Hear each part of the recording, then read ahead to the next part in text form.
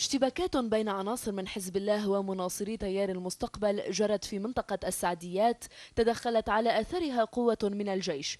الرواية بحسب الأهالي أن عناصر تابعين لحزب الله هاجموا عددا من المنازل وأحدثوا فيها أضرارا، كما أطلقوا النار على منزل المختار رفعت الأسعد، ما أسفر عن سقوط جريح، ما أدى إلى استنفار بين الطرفين.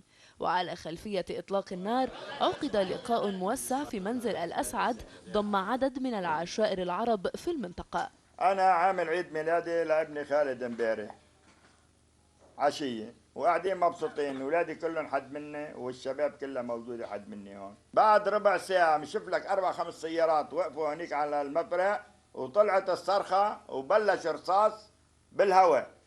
طلعنا لنشوف شو في، صار الرصاص يتوجه علينا لهون على البيت. بعد شوي كثرت المسلحين، ضل الجيش نص ساعة، فات بيناتنا حسموا الأمور، عرفنا انه كمش منهم شي 20 واحد نزلهم على السكنات.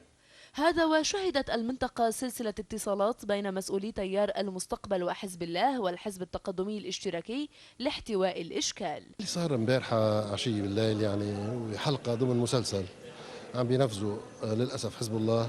هدف من كل ذلك هو هذا إشاعة هذا الجو من عدم الاستقرار. امبارحة اتصلت بالمعنيين، اتصلت بقائد الجيش وحطيته بالجو، وتحرك الجيش فعلا بسرعة وحسم هذا الأمر وسيطر على الوضع مشكورا. ما إلنا إلا بعض، وإلا بيكون حزب الله يتحمل مسؤولية أن يذهب البلد إلى فتنة داخلية وإلى حرب.